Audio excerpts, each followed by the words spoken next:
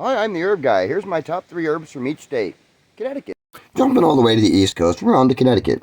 Number 1 is the white oak, and of the 3 herbs today, this is hands down one of the most versatile. White oak bark and leaves help with many conditions like inflammation and pain relief, digestive issues, and ulcers. It's also considered a great lung herb, being an effective decongestant. White oak has also been used for upper respiratory infections, colds and flu, pneumonias, and other lung-related illnesses.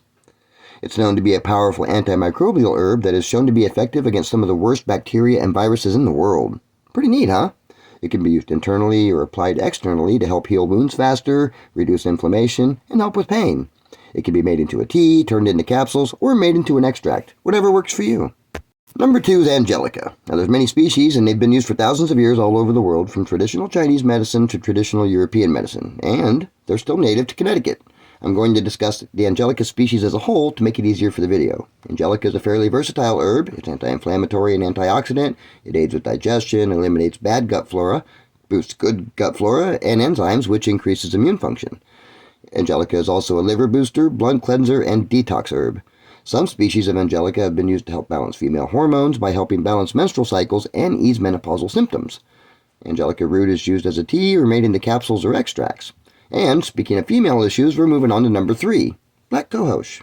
Some people call it black cohosh, some people call it black cohosh. I say potato. You know what I'm talking about, so we're moving on.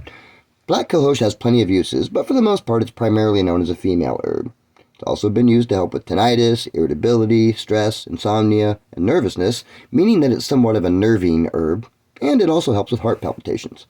Now for women's issues, it helps with menopausal symptoms like hot flashes, mood swings, libido enhancement, and menstrual cycle regulation. Black cohosh root is used in tea form, can be used as a capsule or an extract, whichever you prefer. Now that's all I have for Connecticut, and I hope you liked the video. If you did, leave a comment and let me know which part of it surprised you the most. Thanks for watching and have a great day.